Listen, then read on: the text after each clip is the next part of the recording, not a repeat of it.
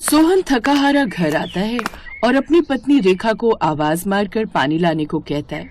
कुछ ही देर में रेखा पानी का गिलास लिए सोहन के पास आती है। क्या हुआ जी, आज आपकी तबीयत खराब लग रही है? आज काम ज्यादा था क्या? काम ज्यादा नहीं था, करवाया ज्यादा है। तुम तो जानती हो ना, इस पूरे गांव में कोई भी अपनी बेटी को पढ़ने नहीं भेजता सिवाय हमारे। तो आज जमींदार साहब ने मुझे कहा कि मैं भी अपनी सविता को विद्यालय न भेजूं। मैंने मना कर दिया तो गुस्से में मुझसे आज 2 गुना वजन उठवाया। बताओ, ये क्या बात है? अरे अब हम अपनी बेटी के लिए खुद कुछ कर रहे हैं, लोगों को वो भी गवारा नहीं है। कोई नहीं, लोगों को जो करना है करें। मैं अपनी सविता बिटिया को पढ़ाऊंगा, क्योंकि एक पढ़ी लिखी बच्ची खुद को नहीं पूरे समाज को बदलने का हुनर रखती है। सोहन को अपनी बेटी सविता से बहुत उम्मीदें थी। वो भी क्यों ना, इकलौती गांव की वो लड़की थी स्कूल जाने वाली। एक दोपहर सविता स्कूल से जल्दी घर आ जाती है तो रेखा उससे बोलती है, अरे सविता क्या हुआ, आज जल्दी आ गई? वो माँ, आज मुझे तबीयत कुछ सही नहीं लगी तो मास्टर जी ने कहा घर चली जाओ। सविता इतना कहकर घर के अंदर जाकर सो जाती है। दिन गुजरते हैं। एक तरफ जहाँ बेटी को स्कूल भेजने के लिए सोहन आए दिन लोगों से बातें सुनता था, तो वहीं सविता का ध्यान पढ़ाई में लगता ही नहीं था। वो अक्सर स्कूल से वापस आकर सिर्फ सो जाती थी। न कभी स्कूल से मिला काम करना, न कभी घर पर किताब खोलना। एक शाम सोहन काम से लौट रहा था, तभी रास्ते में उसको सविता के स्कूल के हेडमास्टर ब्रजेश मेहता दिखते हैं। मास्टर जी नमस्ते, कैसे हैं आप? मैं ठीक हूँ, लेकिन आप कौन है? मैं सविता का पिता, वही लड़की जो आपके विद्यालय आती है। एक ही लड़की तो है मास्टर जी। अरे वो लड़की तुम्हारी एक ही दिन आई थी, उसके बाद तो नहीं देखा मैंने उसे कभी स्कूल में। क्या? लेकिन पिछले 2 हफ्ते से तो वो लगातार पाठशाला जा रही है। लो जी, पहले लोग अपनी बेटियों को स्कूल नहीं भेजते, अब जिसकी बेटी आ रही है वो भी बहाने बनाकर पता नहीं कहाँ जा रही है 2 हफ्ते से। ऐसा करो, कल से उसको घर ही रखो। हेडमास्टर इतना कहकर वहाँ से चला जाता है, लेकिन ये सुनकर सोहन के पैरों तले जमीन खिसक गई। वो गुस्से में तिलमिलाता हुआ घर आता है और सविता सविता चिल्लाने लगता है। सोहन की आवाज सुनकर सविता डरी सहमी से उसके पास आती है। साथ ही रेखा भी सोहन की ऐसी आवाज सुनकर बाहर आती है। क्या हुआ जी, इतनी जोर जोर से क्यों बुला रहे हो इसको?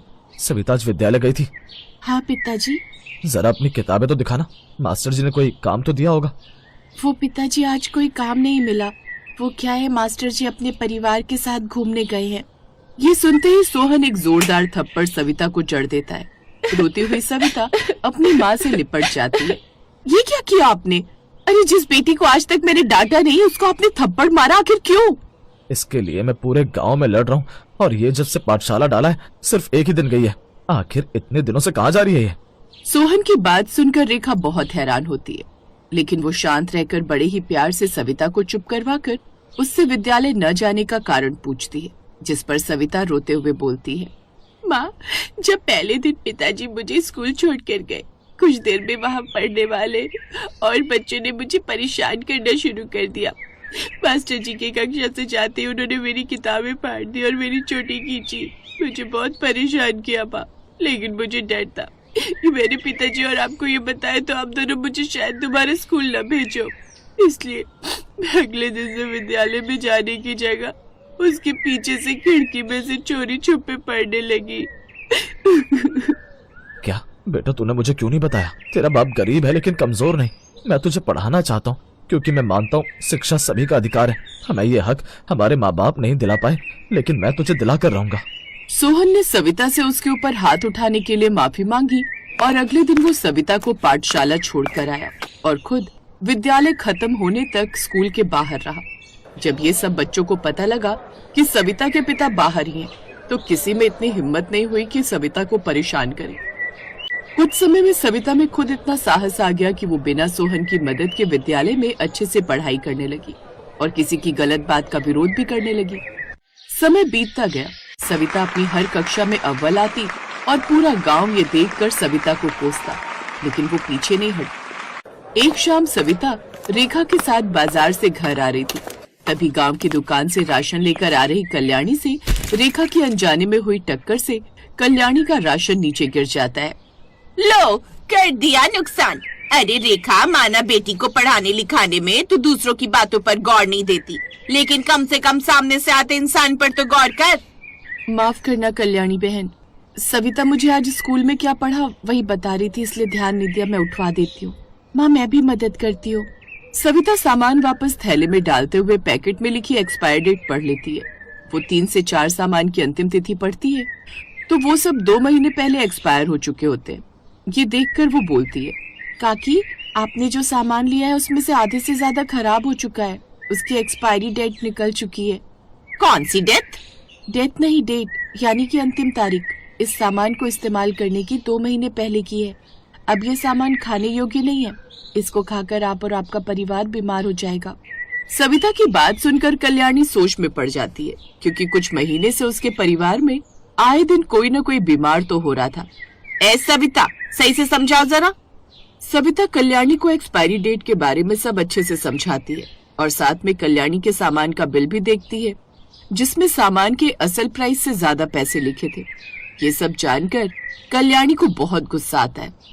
वो सविता और रेखा को साथ लेकर गांव के साहूकार के राशन की दुकान पर जाती है और सारा राशन उसके सामने फेंकते हुए बोलती है, क्या रे साहूकार, इतने पैसे लेकर तुम हमको ये खराब हुआ सामान देते हो? इतने महीनों से समझ नहीं आ रहा था कि काहे हमारे घर के लोगों की तबीयत खराब हो रही है, लेकिन अब समझ आ गया। ये क्या बकवास कर रही हो? मैंने कोई खराब सामान नहीं दिया। किसने कहा तुम्हें? मैंने, क्योंकि इन सभी सामान की एक्सपायरी डेट निकल चुकी है। साथ में आपने असल प्राइस से ज्यादा पैसे लिए हर सामान के। अरे ऐसा नहीं है, ये पागल है। तुम क्या बच्चे की बात में आ रही हो? अरे 4 अक्षर पढ़ के ये तुमको गुमराह कर रही है। दुकान पर खड़े और लोग भी अपने सामान की जांच करते हैं और सब सविता को अपना सामान दिखाकर उससे अपने सामान के बारे में पूछते हैं। तभी हेडमास्टर ब्रिजेश वहाँ आता है और सारा मामला जानने के बाद वो खुद सामान देखता है। सविता बिल्कुल सही कह रही है। ये साहूकार तुम सबको खराब सामान देकर और पैसे ज्यादा लेकर बेवकूफ बना रहा है। ये सुनकर लोगों का गुस्सा साहूकार पर फूट पड़ता है और वो मजबूरन सबके ज्यादा लिए पैसे वापस देकर उनको सामान बदल कर देता है।